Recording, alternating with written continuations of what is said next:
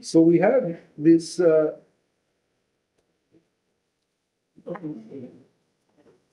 this threesome of three important, let's call it, midos that a person is supposed to have throughout his davening, for every word, for every letter.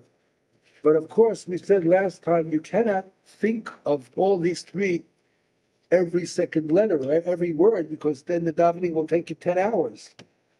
But at least at the beginning of the davening, one person should say to himself that I want these three items to be part and parcel of my davening. They should accompany my davening. They should be in the meat of the words that I say. What are they? Hachna, Havdalah, V'hamtaka. Three things.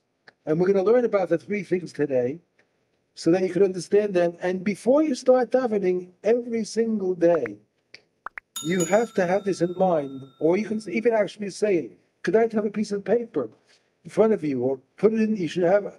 It's a very good idea, by the way, that every person has his own personal siddur. Why is that important? Because then you can write notes inside, reminders. When you use the shul siddur, you can't do that because you don't have the permission to write into it. So it doesn't belong to you. It's not yours. It may be considered even damaging because you're writing in a sefer, it's not yours. But if you have your own personal siddur, over the years it builds up and you have more and more information, and your quality of your davening is enhanced all the time by having your own siddur, and you have all these reminders, all these things you want to remember when you daven. So this should be in the beginning of everyone's siddur. I would say I'd put it in before Shemona Esrei, and I'd put it in the beginning also before you say the brachos, before you start Baruch Shamar, Hachnoah, Havdalah, Hamtaka. Hachnoah means humility, and Havdalah means separation, as we know, Havdalah. Hamtaka means a sweetening of the din. So we're going to go into all these three in a minute. These are the pages that I passed out. I'm going to discuss the three. But I want to understand one thing, and I hope go through that you can understand as well. I hope that your understanding will be like my understanding, and I hope my understanding is correct. What does it mean when you stand Shemona Esrei, you're standing in front of the Shekhinah? What does that mean? And if you're not standing Shemona Esrei, are you not standing in front of the Shekhinah? Is the Shekhinah in the base of Knesset? Is it in the base of Midrash? Of course it is. So what do I mean that I'm standing in front of the Shekhinah, I'm sitting Shemona Esrei? What does that mean? Even if I don't say it, that's the reality. That's the reality. We have to understand the reality. People are not aware of the reality. We live in a world which is, it's a pity. It's so pitiful. Why is it pitiful? Because such a lack of understanding of truth.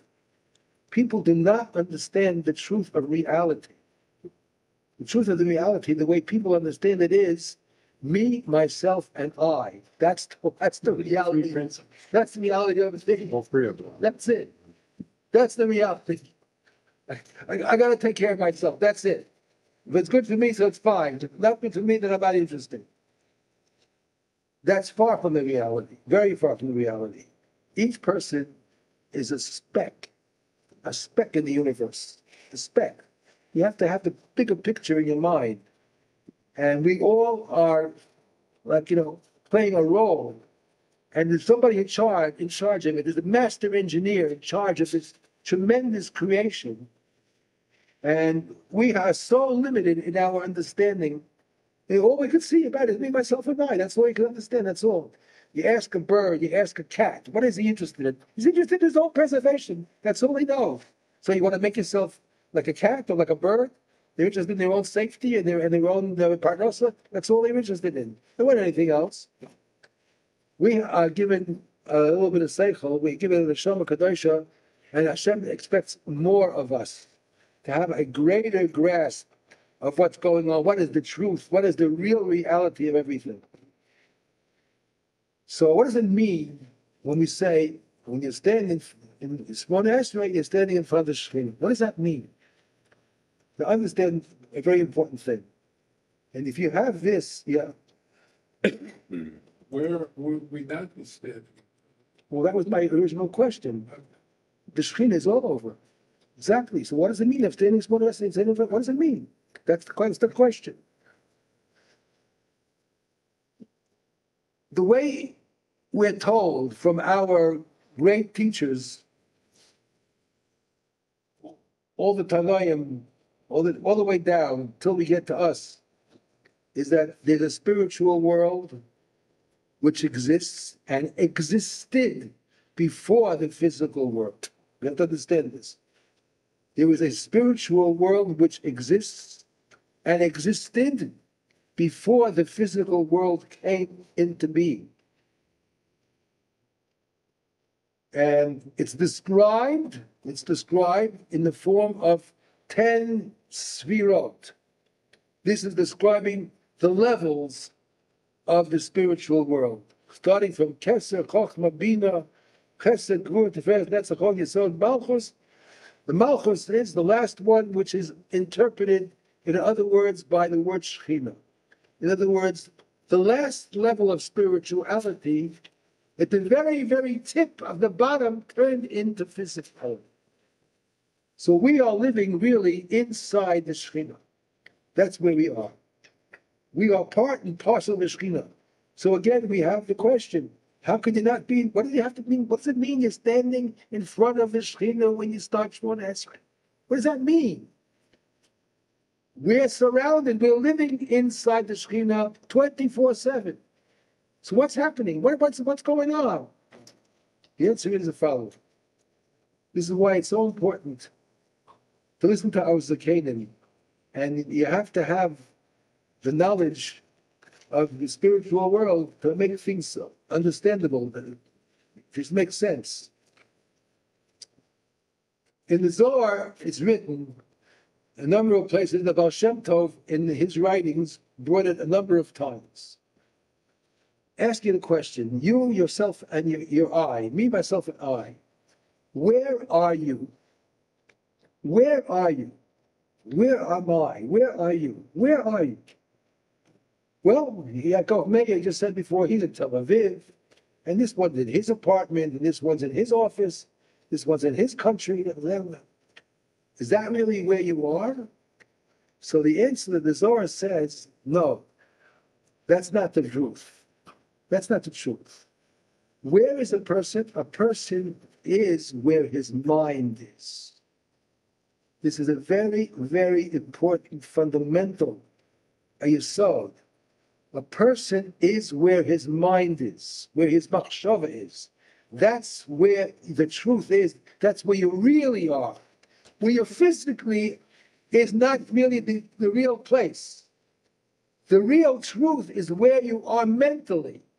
Where your mental existence, your machshava is, that's where you really are. Now, why is that so? Because the real world, the true world, is much, much greater than the physical world. Just imagine this for a moment. Just imagine this when we said that the real world, the spiritual world, is much, much greater than the physical world. This physical world that we understand and know about today has trillions upon trillions of stars. There are galaxies. We're in a galaxy called the Milky Way, which as itself has hundreds of millions of stars. And that's only one galaxy. There are many, many galaxies. So the number of stars that exist in the world are not countable. And this is all physical, and it's nothing compared to the spiritual world. To imagine what the spiritual world is when we don't even grasp the physical world. We don't even grasp the physical world. The multitude and the magnitude of the physical world.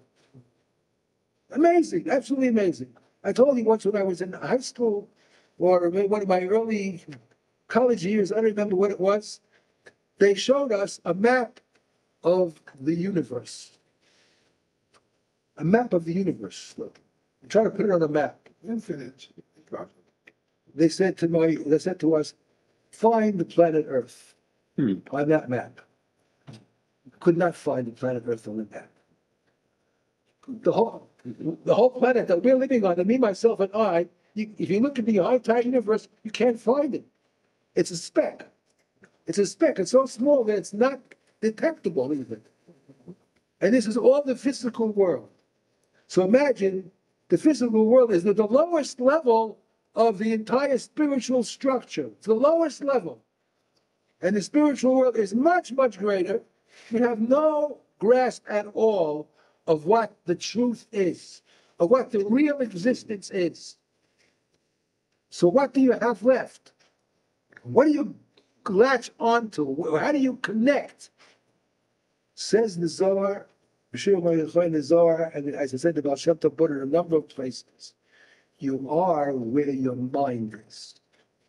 Where your machshava is, that's where you are. That's where you come into a conscious connection. I want to be connected now to the Shekhinah.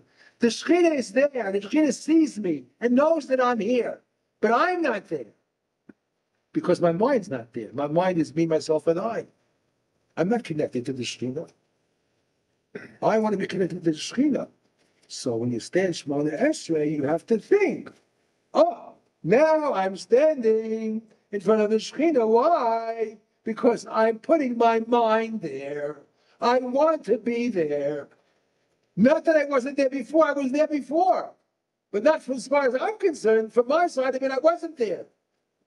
In the truth of it, the general truth, of course I'm there.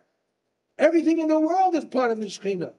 Everything, the table, the sea, everything, the sun, the moon, everything is part of the Shekhinah.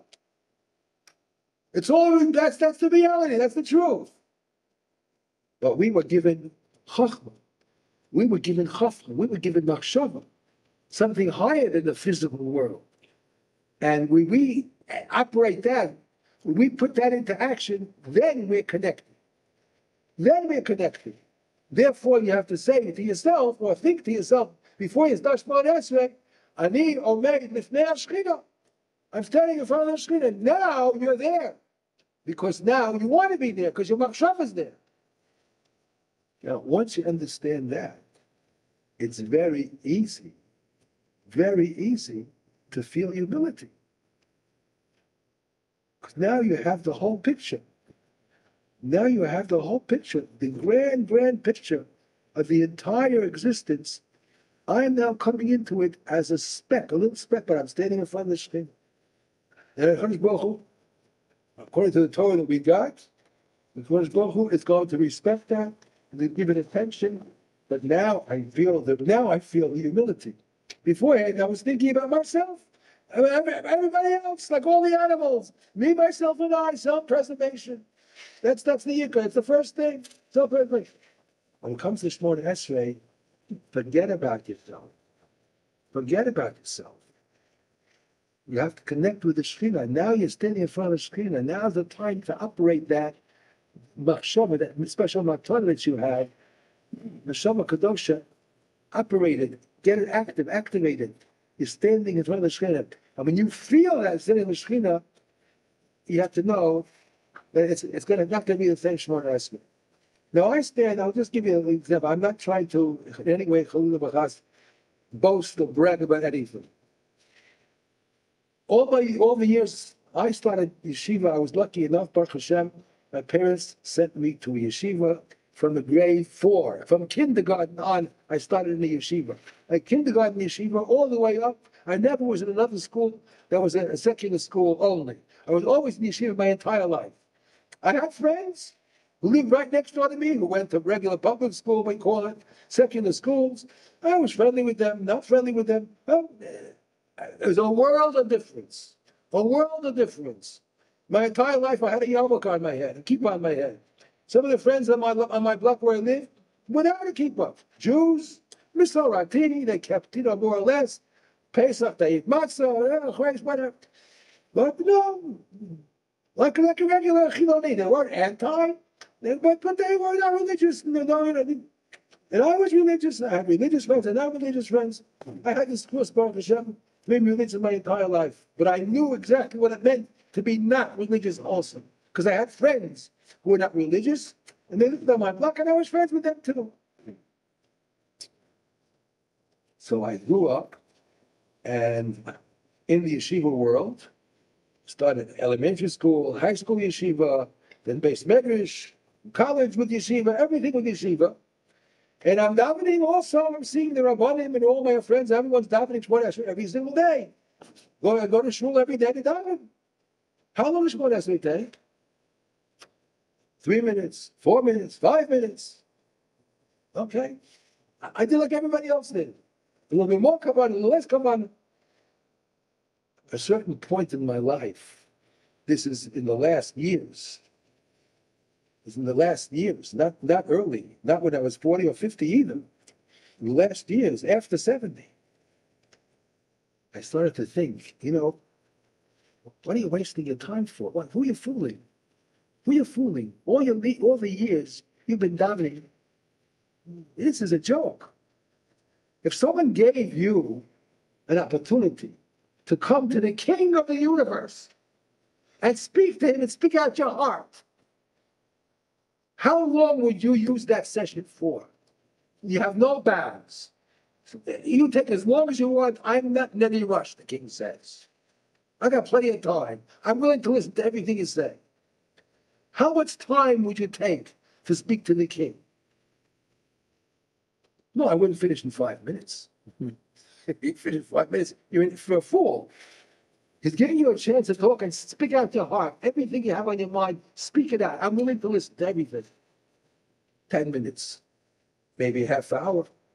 The king of the universe. You know you're coming back from work. He knows that too. And he has plenty of patience. He give me a full, open ticket. Take as much time as you want. I'm not in any rush. No pressure. Say whatever you want. Take as long as you have to say. 5 minutes. So he said to me, maybe I shouldn't give you to borrow the time. Or so all you take is 5 minutes. That you're not giving this the cover that it really deserves. You have a chance to talk to the king of the universe.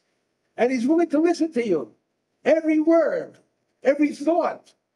He honors it and listens to you. And you're going to do it in 3-4 minutes? And your mind's going to be someplace else during that time also.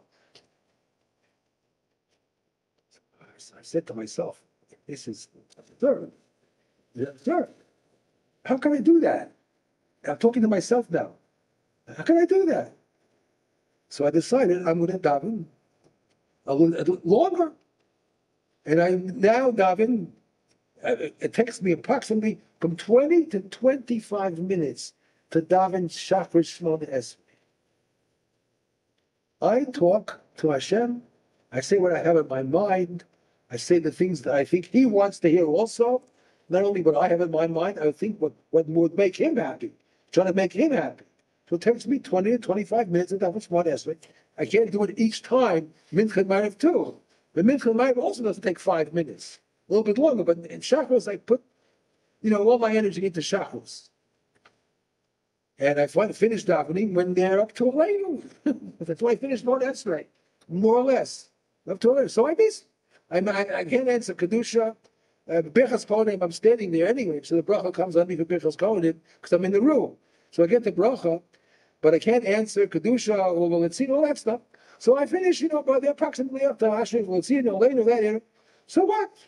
But at least I know that I honored Hashem's presence by talking to Him and giving Him, the honor that He deserves.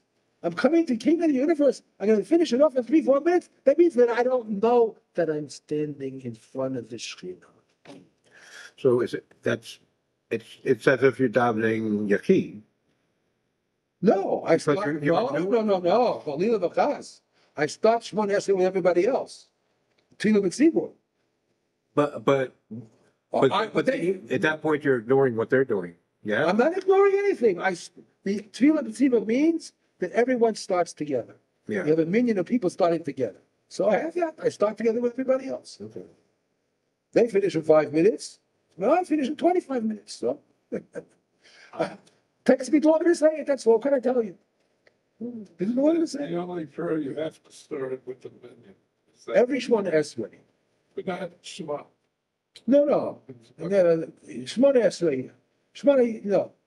I mean, it's much better if you do a mitzvah together with a tzibur. If you start Shema together, it's also better. But the ikar is the Shmona Esrei. Tzvila with tzibur means the Shmona Esrei, the ikar. Not have to start together with everybody else.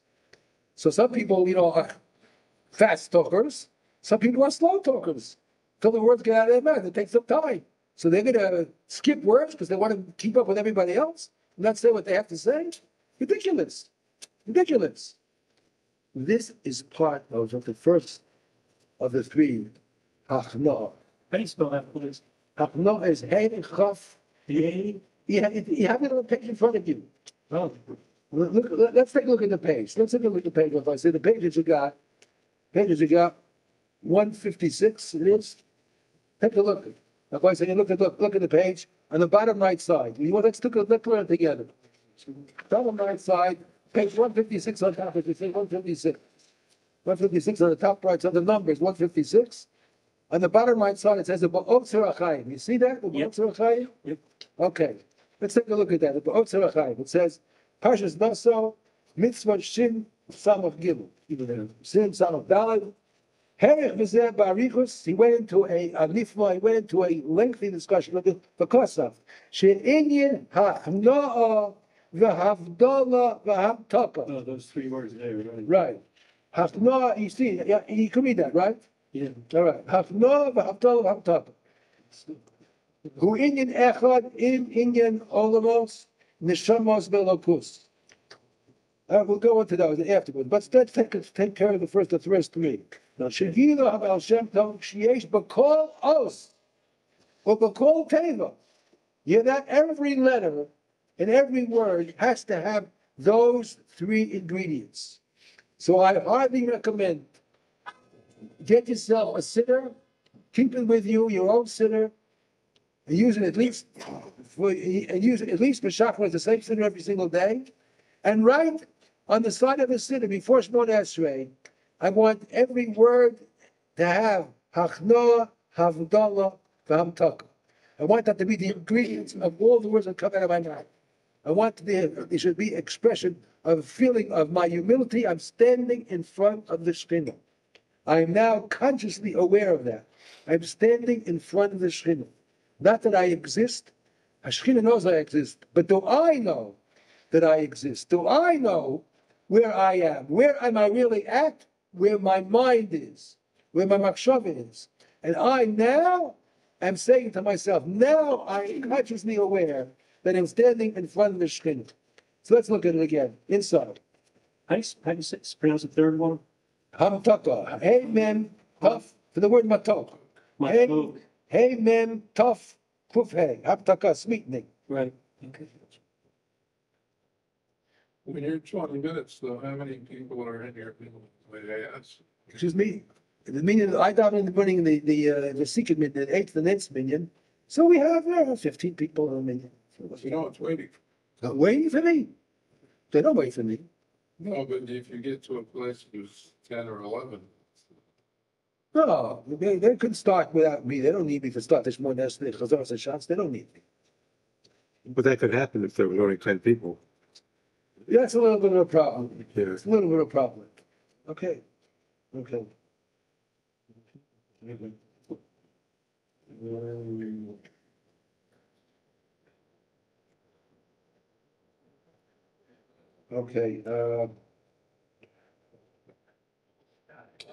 Go to the next column. The same page, the next column. That column. Look down where it starts to be underlined. You see the words are underlined? Yep. Okay. Let's take a look at that. It's very important what I underlined over there. What does it say there? It says, this is what the Baal Shem Tov revealed. She'ikar Asik Torah Utfilah. You hear this? Rabbi say it's not only tefillah, it's also learning Torah. Ikar Asik Torah Utfilah hu sheyedapek es atzmo el pnimius ruchnius or ein sof shebetoch osios haTorah v'atfilah. You hear that, Rabbi say? He's telling you what is the major goal in your davening or your learning. You hear? The major goal. Well, you might say, well, I want to understand what I'm learning. What do I understand what I'm learning? That's important. You have to understand what you're learning. What about a person who doesn't understand Hebrew? He lives in Chutz La'aretz. He doesn't understand Hebrew. He knows how to read. He knows how to read. Can he daven properly without understanding the language? Listen to what it says here. This is very encouraging. Look what it says. Very encouraging. Look what it says. Medur Medivrei Moran Eloki. This comes from the Arizal of Baal Shem Tov. She'ikar Esek Torah U'Tfilah. The main goal, the main, I would say, business of Torah and Tfilah is Hu she'edapek es atzmo el pnimius ruchnius or ein sof shebetoch osios haTorah v'Tfilah. You want to attach yourself, your conscious mind. Where are you? Is where your mind is. You want in your mind to be attached to the Kedusha that's inside the words of the davening or of the Torah that we're learning. These words that we're learning right now, this is Divrei Torah. We should feel, I want to attach myself to the Kedusha that's inside the letters. Attach. So it was a major goal of Torah and Tefillah. Yes. To attach oneself So to the Kedusha that's inside the spiritual content that's inside the letters. inside the letters. Correct. Look two lines down. Shezeu ikar limud lishma. This is learning Torah lishma. And you learn Torah like this, wanting to attach yourself to the source of where the Torah comes from. Where do those words come from? Where does the davening come from? You want to attach yourself to the source, not to the external representation of a written letter, but the source that's inside. That's what you want to attach yourself to. What do you get from that? Megalino Rosei Torah. You hear that? If you do that on an every single day basis, you try to attach yourself to the Ruchnius, to the Kedusha, inside the letters. You know what? You can come to that if you do it seriously enough and sincerely enough.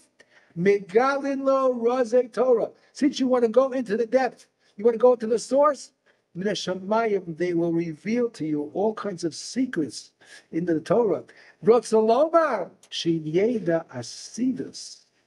You could even know the future.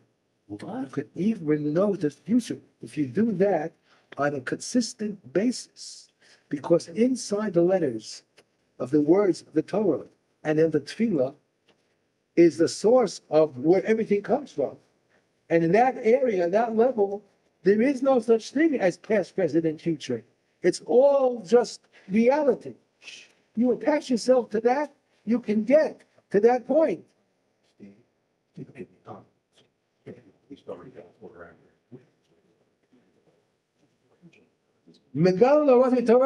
could even know what the future is going to hold. And all of what's going to happen, mitocha Torah. V'yeda, and therefore you will know, but Torah you will therefore know from that knowledge of how to go on to live. That will give you an automatic understanding. You'll just feel it naturally. Why? Because you're always attaching yourself to the source. That's what gives you that ruchnius. That's what's attaching yourself to your mind, and you're attaching yourself to it. That will give you insights and knowledge of what's going to be, and you'll know how to behave or how to act. I want to just give you an interesting thing that came up to me this Shabbos. The Parsha of Meraglim. It's very, very interesting. It says the names of the Meraglim in the first Aliyah, counts up all the names of the Meraglim, and after it says the last one, it says Vayikra Moshe LaHoshea ben Nun Yehoshua. Moshe Rabbeinu changed his name. And we know there's such a Indian to add a name. People who are sick, sometimes you add a name, you change the name, whatever. He changed Moshe Hoshea's name to Yehoshua. Why did he do that? Why did he do that? He added a Yud Hey, so to speak. It was Yehoshua, they added a Yud, which comes out to be like Yehoshua. Right? So the Mefarshim say, the Moshe Rabbeinu, the Ruach HaKodesh, wanted to prevent Yehoshua from falling into the trap of the Meraklin, and therefore he added like a Yud Hey to his name, which is part of the Shem Hashem, to protect him. Now, first of all, an understanding of that is in itself very important. When you have the Shem Yud Hey of the Hashem's name attached to your name, that changes your whole essence. It changes your whole essence. Before he was just Stam Hoshea. There's another Hoshea. But now he was called Yehoshua, Yo Yoshiacha Miatzas HaMeraglim. Says Rabbi B'chai on the spot, he had Ruach HaKodesh, and that Ruach HaKodesh gave Moshe Rabbeinu the insights to protect Yehoshua. Now you might ask the question, why didn't he do the same thing to all the Meraglim? I don't know the answer to that question. Why didn't he protect the Meraglim from falling into a trap and coming away with a negative report? Why did he change their names too? I don't know. I don't know the answer. But the question is, why did he bother even sending Yehoshua? Says, stay here, don't go. Don't go. The answer is the following. You have to understand this. It's very important. Ruach HaKodesh. Ruach HaKodesh. First of all, Ruach HaKodesh is not Nevuah. It's a lower level. It's not Nevuah. But it is something that a person can get from davening properly and learning properly. You can get Ruach HaKodesh. The Baal Shem Tov is teaching us. You want to go into the source, the inner content, the spiritual content of the words and the letters that you're saying. You want to attach yourself to that. If you attach yourself to the previous, to the inner, you can get back. Just like attaching yourself to that, it's going to give you back too. So you'll get Ruach HaKodesh. You'll know things that other people don't know. So what does that knowledge do? What do you do with that knowledge? It can help you to know how to function, how to go on, to make the right choices, not to make mistakes. I told you a few weeks ago, I think, a story about the Lord Rabbi Yehuda and the Baal Shem Tov. Baal Shem Tov lived in the Ukraine, in Russia, and the Lord Rabbi Yehuda, Rabbi Cheskel Landau, he was a Litvak. He lived there in that area, someplace, maybe in the Midrash part of it, not in the Hasidic part, and he was against the Hasidus. Didn't like the whole idea. He says, people don't understand the Kabbalah, they say things, they don't know what they're saying. He was against the whole thing. Okay, so they had a machlokas. They weren't enemies personally in any way. They had a difference in ideology. Should you go according to the Hasidus and the Kabbalah or not? The only Yehuda says no. Go according to simple pshat and that's it. But the Baal Shem Tov held differently. Okay, so they had a difference in ideology, but not in personal feelings. They loved each other as Jews. What happened one Motzei Shabbos? One Motzei Shabbos, the Baal Shem Tov, after Shabbos, tore Kriya. He tore his beged as if somebody was just nifter. Gadol Hador or a parent, one of his krovim was nifter, she tear Kriya. So I asked him, Motzei Shabbos? What, somebody died on Shabbos? So what happened? What'd you do? So he said, the Or HaChaim, Rabbi Chaim ben Attar, who was in Eretz Yisrael, was nifter. And I couldn't tear Kriya on Shabbos, and Motzei Shabbos I tore. So the anointed Yehuda, the Litvak Gadol Hador, says, they sent a message, what? Because you have Ruach HaKodesh? The Ruach HaKodesh, we're turning him. When we say, remember, we just learned here, this is the Baal Shem Tov. He davened the way he's supposed to. He got involved in the ruchnius of the letters and the words. He learned Torah Lishma, even though you don't understand the words. And there are many people, you can tell this to your friends and relatives and chutzlaretz. Even though they don't understand the words that they're saying in the Siddur. Don't understand it. Doesn't matter. You have to know that inside the words, there's Kedusha, there's the ruchnius, there's spiritual content of the words. You want to attach yourself to that. That's what you do by davening. That's your goal. You want to be attached to the Shekhinah that's inside the words. If you do that, you're accomplishing the main goal, and Min HaShamayim, they're going to give you all kinds of insights, because you're really going for the truth. You're interested in the insights, in the truth, you're getting to the truth, so you'll get back also. So the note that Yehuda says to the Baal Shem Tov, you daven that way, you learn that way, and therefore you have these insights. But who says because you have insights, you're allowed to tear your beged? You're about Kashkis.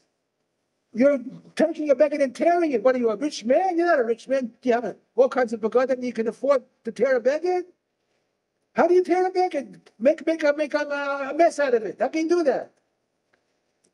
Very good question. In other words, the Ruach HaKodesh does not give you a license to be over on the halacha. Doesn't give you that also. It gives you insights, and as long as you don't have contradictions, then you can go according to the Ruach HaKodesh. You have a question, should I do this or should I do that? So the Ruach HaKodesh can tell you, oh, this is the right way to go. All right? Because you're not overrunning the halacha. You didn't change any tzivui or Kodesh Baruch. So the Baal Shem Tov says, you're right. So the question is, why did I tear? Why did I tear? Listen to the answer of Baal Shem Tov. This is absolutely mind-boggling. Shem Tov said it was not Ruach HaKodesh. If it was Ruach HaKodesh, you were right. I would not be able to tear. Baal Shem Tov said, I saw it. I saw it. Baal Shem Tov was saying that because of his level of Kedusha, the Kodesh Baruch Hu gave him sight that he could see from the Ukraine to what's going on in the Middle East. And he saw that the Arachayim was mifta. If he saw it, then he could take Kriya. That's a reality. Okay, that's a nace. That's a nace. But the point is, for Ruach HaKodesh, you cannot change a halach, a tzivui Hashem. So we asked the question, if Moshe Rabbeinu had Ruach HaKodesh, and that's why he changed Hoshea's name to Yehoshua, why didn't he mevatel the whole thing? He saw what's going to happen. He saw beforehand. He's giving a protection to Yehoshua that he shouldn't fall into the trap of the Meraglim. Why did he mevatel the whole thing? What have to happen? It was a Meraglim, they died in the Magefah, and they had to spend 40 years in the Midbar because of that report. Change it. You have Ruach HaKodesh. The answer is, Ruach HaKodesh is fine and good as long as you're not going against Hashem's tzivui or against the halacha. And Hashem already gave the tzivui. Shlach lecha Hashem. You cannot go against Hashem's tzivui because you have Ruach HaKodesh. Ruach HaKodesh is important. It gives you its insights. As long as there's nothing contradicting it, then you can use it to guide you in life, to guide you in your decisions. That's wonderful. It's good.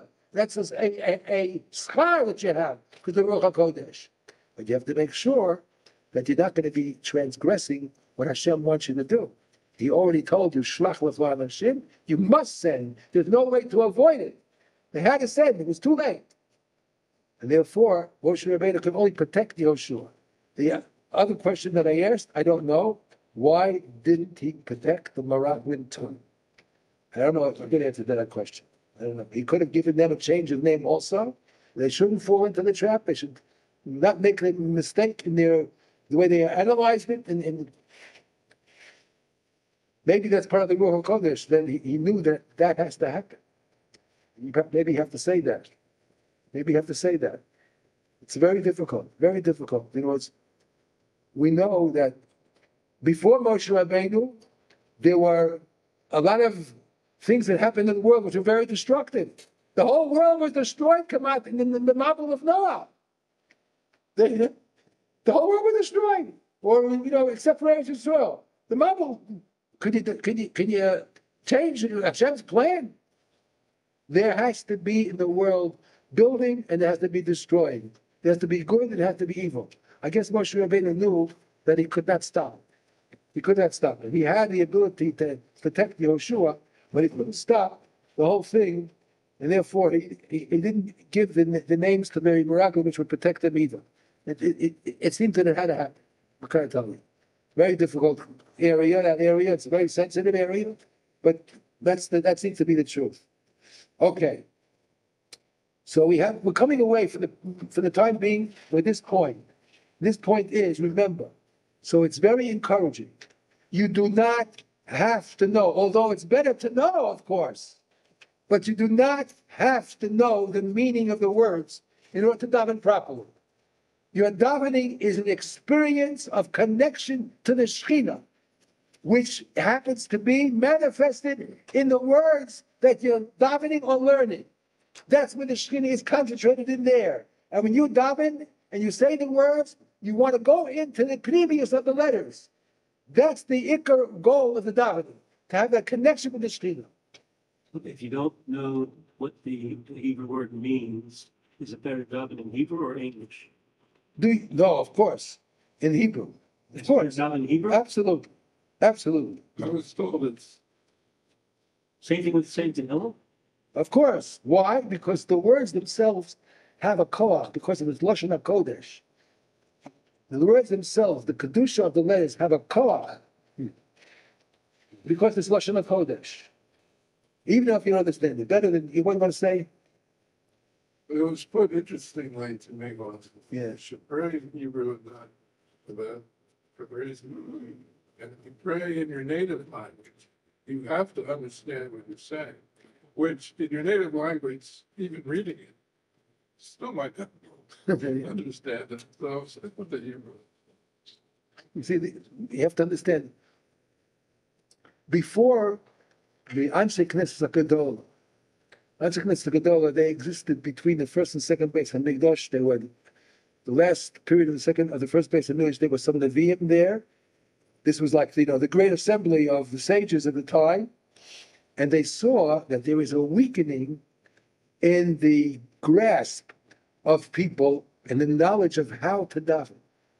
People were losing it. There's a certain knowledge that you have to have. It's a skill. You have to have it. And before the Anshe Knesset HaGadolah came into power, or came into their takana that they made, everyone davened on his own, according to the way he felt. I don't even know if there was an official 3 times of Mincha Ma'ariv and Shachris. We know that the schus of Avraham made a takana for Shachris, Mincha for Yitzchak, and Yaakov for Ma'ariv. But it wasn't official, it wasn't binding. It was being for some special people who wanted to go according to the Masorah that we have, so that people daven the 3 times a day, because of the Avos, that they davened in those 3 times. When people want to keep up the Masorah, so they did that. But it wasn't binding. It wasn't binding. Anshe Knesset HaGadol came along, and they made it official, 3 times a day davening, and they also organized the words of the davening. They authored the davening. Our tefillah comes from the Anshe Knesset HaGadol. And these were Nevi'im, Bali Ruach HaKodesh, and they knew the words to choose. Those are the words that they chose, and therefore we follow those words, even if we don't understand them. We know that these words were put into their positions to accomplish certain things. As long as we have the right kavanah, we have the right general approach, then the words will do them what they have to do. Even I don't understand the words will go up. Why? Because I have the general approach. My general approach is, when I'm davening, Yechanok, this is mamish for you. It's good that you walked in at this moment. Mamish. We're talking about people who don't understand the words of davening. Is there any point? Should you maybe say it in English? The answer is no. The answer is no. Say it in Hebrew. Why? Because these words were authored by the Anshe Knesset HaGadol, Nevi'im, and Tanoim, Amoraim in the Gemara, and they had Ruach HaKodesh, and they knew how to write and author the words and organize them, and these words will accomplish what they have to accomplish for Tikkun Olam on the condition that you have the right approach. What's the right approach? The right approach is that I want to connect to the spiritual content inside the words. That's what I'm trying to do. And by making that connection, that makes the words go up and do what they have to do, and it makes the tikkun that they're supposed to do. But I have to have that approach. I have to realize that I'm standing in front of the Shekhinah. Oh, you missed the first part. That was amazing. First part. Maybe you can get it on Mordechai, get it from Mordechai, the first part. It's very important. We asked tremendous questions about the Shekhinah and all that. Get it from the recording from Mordechai afterwards. Very important. We can't go over the whole thing again. But you walked in right now in a very important point because we know about the Lashon HaKodesh. But Lashon HaKodesh has a special content, special quality to it, that it can accomplish the tikkunim that have to be accomplished in the world, but we have to have the right approach to push it that way. Everything depends on your kavanah. Everything depends on your kavanah. You must have the right approach. You have to realize that you're standing in front of the Shekhinah. You're standing in front of the Shekhinah anyway, whether you realize it or not. That's the reality. But it's not enough. You have to take yourself out of yourself, to be myself and I, and be mavatal yourself for standing in presence of the Melech Malchei HaMelachim. That is basic. And how do you do that? By standing there with that in mind and going into the words which contain within them the Kedusha, the Ruchnius, and you want to attach yourself to that. That's the most important part of the davening. Not understanding the translation. It's important, it's much better if you understand the translation. But you could still be a great davener without knowing what the words are, because you want the Anshe Knesset Gdola, they authored it, they know that the words have to be said this way. If they're said this way, they will accomplish what they have to accomplish on the condition that you stand there properly with the right approach. And you're pushing the words by saying it, you're pushing the words up to Shemayim, and they're going to make a tikkun in the olam. That's the yikr. So you don't have to understand. I mean, I said, that you don't bother with learning it. Of course you should learn it. We should know Lashon HaKodesh. We should know it. But you can be a great davener without understanding the words also. Okay. But without understanding the words, you can still understand what particular blessing you're doing in the Shemona Esrei. Yeah, whatever you do understand, it's certainly better. Certainly better, whatever you do understand. But you don't understand not every word, but you understand what this blessing is. It's about this. Yeah. About this. Whatever you can understand is good. Correct. All right, I'm going to pass out now the second page. Please take one and pass the rest. This is 158. All right, let's see. Take one. Second page now.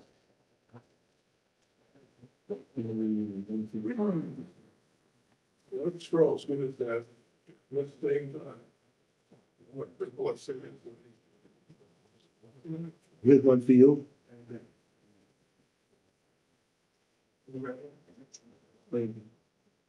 So we're looking now at 158.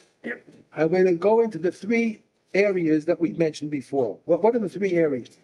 The person has to have No, yes, Naftali, yeah, and hamtaka. Hamtaka. These are the ingredients that we have to put into all the words.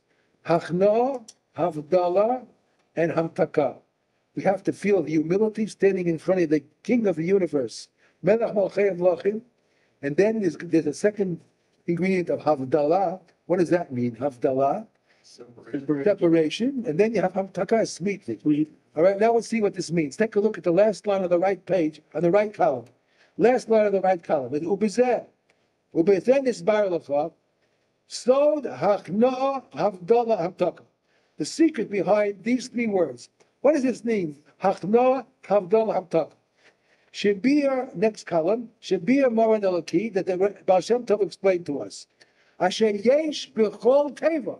Every word has these three. Ki, l'saken b'chinas olavos, in order to mataken the world, all the worlds that exist, tzorach hachnoa gedola. You hear that? Tzorach, you have to be very, very humble. Sheyishtatef atzmo im kol, that's not a lamed, it's supposed to be a nun. Sheyishtatef atzmo im kol nimtza, sheba'olam. You are becoming part of all the details in the world. You are nothing more than another detail. There are trillions of stars out there. There are trillions and trillions and trillions of ants and mosquitoes and flies. And you're just another one of them, that's all. You're part of all of that.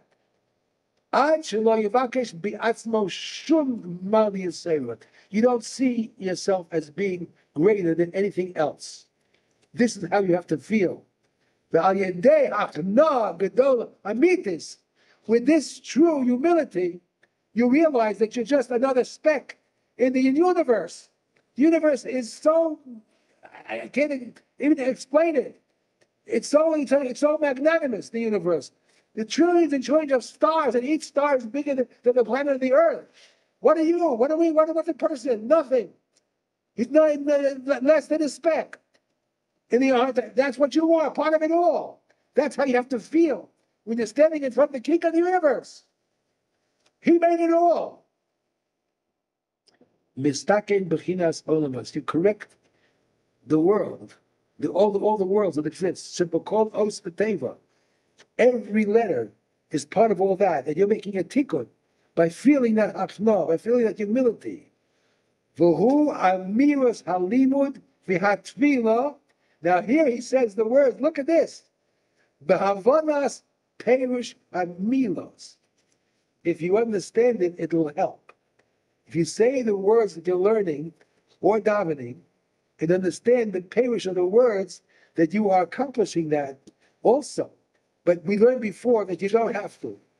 Utvila kazos, ola al yedei sandal, pi pevav nun, hakosher ksarim. A tefillah like this is taken up by the Malach. That's his name. We don't pronounce the name of the Malach. It's too holy. Sandal, pevav nun, which puts all the crowns together. Ukeshemesir hamasach hamavdir bebechinos havdalah shebedel mimenu machshavos zoros. When you stand there this way, all of the thoughts that come into a person's mind all of a sudden just leave. There's no place for them to enter. You feel yourself so small. You have the awareness that you're standing in front of the King of the universe. How can you be thinking about something else when he knows everything that you're thinking? Isn't there anything more disrespectful than that? You're talking to the King and your mind is someplace else. He knows what's in your mind. Therefore, Havdalah. You have the Havdalah, the separation of all of the negative things, all of the distractions. They all become bottled. Machshavas zaros, machshavas betelos. They all become bottled. They don't exist. Hashem called Omer. And then, done it also. They judge you, Lamala, roy, if you're not fitting, sholchno machshavas zara. If you don't have the proper humility, then they'll send you a thought which will distract you, v'nitche, and therefore you'll be pushed out. Your words will not have any effect. But if you are going to make yourself humble, all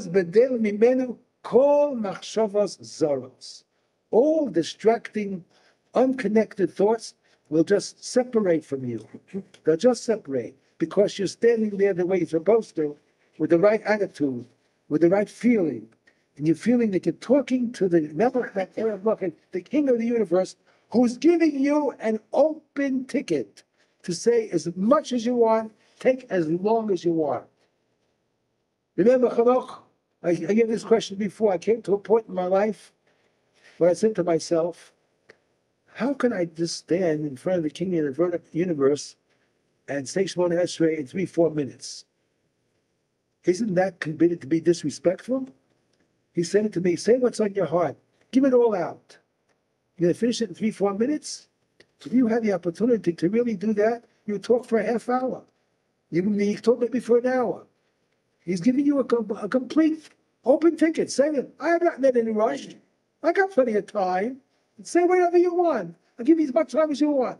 You finish in 3-4 minutes, that means you're not respecting the privilege that I gave you.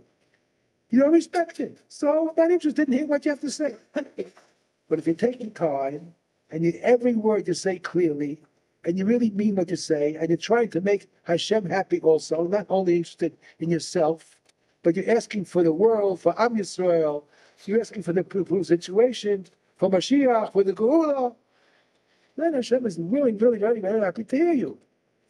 Good talk. Keep on talking. You're wonderful. Every word you say is gold by me. Every word is gold by me. Do you like baseball? Do I like it? When I was younger, I used to play sports. Yeah, I like sports. I'm bringing it up because when you talk about extraneous thoughts, it's a great baseball movie where they show the pitcher, and before every pitch, he tells himself, clear the mechanism. The mechanism. And he shuts out all the crap and what's all. And concentrates on. On pitching. Yeah. No, that's the general idea. Right. General idea. I want to bring up one point that I've said it over so many times. So that they will come. I said it over so many times. It's so important. So important. And it bears, I could say it over 1,000,000 times because it needs to be said over 1,000,000 times. This is something what we're talking about now. Everyone's, waiting. When's Mashiach coming? We want Mashiach now. We want Mashiach now. We need the Geula.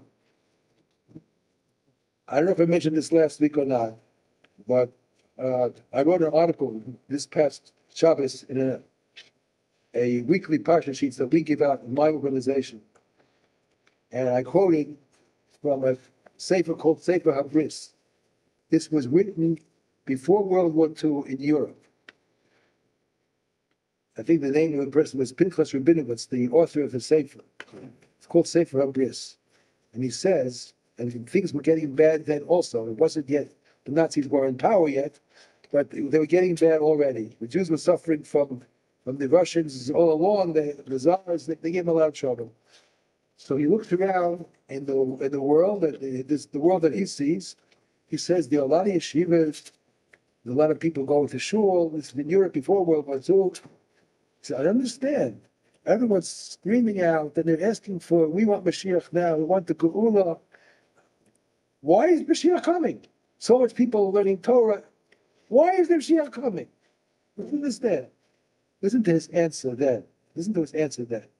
It's really an amazing answer, and it gets you, along the right track. It's something that people just aren't aware of, because we brought up in a society of me, myself, and I, that what's in it for me society.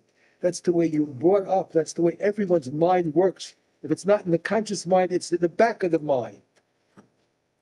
This is the killer. It's the killer for everything. Listen to this. His conclusion was, you know why Mashiach is not coming? People are asking for the Geula. They want to have Mashiach now. They want to have this, but why? What's behind it? Why are they asking that question? What's the motivation for that question? Why? Because they want Olam Haba. They want Gan Eden. They want to have a nice family life. This is the reason that they're asking. They want to have Menucha. They want to have a peaceful life. Is anybody asking for the Geula because of the Shechina? What about Hashem? All the pain that we experience, all the difficulties in life, we are in our own lives. Let's try to expand it to the entire city. Let's go past the city. Let's go to the entire country. Look how many people have died, unfortunately, in the last, a year or the month since October 7th. What's going on? All over the world. People are sick in hospitals. What's happening here? Everyone's suffering. There's so much pain, so much anxiety going on. Do we have any concept at all that there's something which is collectively feeling it all together? We can't even grasp that. There's something what? Collectively feeling it all together. Take all of the pain, all of the anguish, all the anxiety, all the sorrow, all the death. There's one thing that collectively feels it all. That's the Shechina. That's the Shechina. Can you imagine? We can't even imagine what that means. Can't imagine what that means. People just for themselves, some people, because of the problems that they own, they have themselves, they become depressed. They can't function properly. Imagine if they had to incorporate into their own feelings the next door neighbor, the entire neighborhood, the city. They would probably die out of depression. What about the Shechina? What about Kodesh Baruch Hu? Is he not suffering? All of the world's suffering together? Of course he is. He created it all. It's all taking place within the Shekhinah. HaKadosh Baruch Hu doesn't want to have peace. You know what it says by Adam HaRishon? It's a beautiful, beautiful remark from the Ramchal, of Moshe Chaim Mitzat. This is so beautiful. It's so beautiful, and it's such a pity. When Adam HaRishon was created, it says in the Torah, "Vayadichehu began Eden, le'ovda u'leshama." Hashem put Adam HaRishon into Gan Eden. He was sent to live in Gan Eden for the rest of his life. Vayanichehu began Eden le'ovda u'leshama. Just follow the mitzvos, don't do any averos, and you'll be in Gan Eden for the rest of your life. The whole world will be just beautiful. So the Ramchal says, why doesn't it say Vayosem also began Eden? He put him into Gan Eden. It doesn't say that. It says Vayanichehu began Eden. What does the word Vayanichehu mean? It comes from the word Noach, from the word Menucha.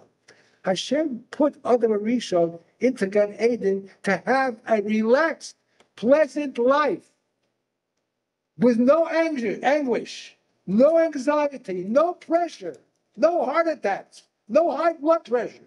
A very relaxed, simple life. Just follow the mitzvahs. Don't do the averos. And you have a pleasant life. Pleasant life. Greatest weather. You don't need air conditioning. You don't need heat in the winter. Everything will be perfect weather all year long. That's the way Hashem had the world Rechavia. And that's the world that could be today. Is Hashem not suffering because he sees what's going on? This is not my plan. I put out the HaRishon, and all the children that will come after him also to be in Gan Eden. Everyone, the whole world would have been in Gan Eden. B'menucha, no anxiety, no negativity, everything pleasant and calm and beautiful. That's the way it should have been. Had not the HaRishon made a mistake, everything would have been that way. So isn't Hashem suffering more than anybody else? This is not the plan that I had. I had the plan that should be B'menucha. In Gan Eden, everything should be that way. Just do the mitzvahs and don't do the averos. And that will make the tikkun olam that I want in the world. So when we say in davening every single day, this is important for us to get to. Now remember this, it should change your davening totally. It should change your davening totally, at least the Shemona Esrei. There's a bracha that we say every single day, 3 times a day. That means we're asking for David HaMelech for Mashiach. And we end off that bracha by saying, Ki lishu aska ki vinu kol hayom.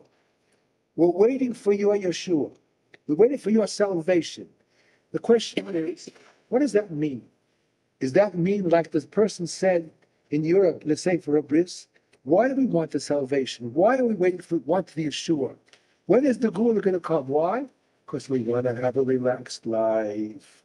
We don't want to have to suffer. We don't have to want to turn on the air conditioner in the summer. It's too hot. And we don't have to bother with this and bother with that. We don't have to go to hospitals. We want to have a very pleasant, nice life. That's why we want. We show us, we're keeping the call up. We're waiting for the Gula to come so we can have a good life. That's the problem, I say. Again, it's the me, myself, and I. It doesn't leave you. It doesn't stop hacking you at shining. Me, myself, and I. You only want the Gula for yourself. The words don't say that. It doesn't say, Ki Yeshua Seinu, for our Yeshua. No, it says, Ki Yeshua Schaf, Ki Kol Ayom. We have Mispal, we want Mashiach to come, the Gula to come, for your Yeshua. So you, Hashem, that you will have a Yeshua. Your original plan will come into play. It'll be by Menucha. You want it that way. That's the reason I'm asking for Yeshua. Not for me. Yeshua's clock, he didn't call us all. Oh, yeah. Should not change this one Esrei. So we're asking for Hashem's Yeshua. Right. Hashem needs a Yeshua. Sure. Of course. He could do it right away. All right, but that's his business. He wanted it that way. He wanted the world to be Menucha, and we messed it up. And therefore, we have to have his sorrow in our mind. We're guilty. We made a mistake. We ate the Eitz, not him. So we want your Yeshua, and eventually it will come. But it shouldn't be for us. It shouldn't be for us. It should give Hashem the Yeshua that he's looking for, the Shekhinah is looking for. If we ask, that's what he said in the Sefer Abyss, that's why the Gula didn't come. Because everyone's interested in themselves. They want to have Gan Eden, they want to have a good life, they don't want to have any motivation in their life. So they don't want to have any oppression from the Goyim. They want to have a good life. But it's all for themselves. What about the Creator?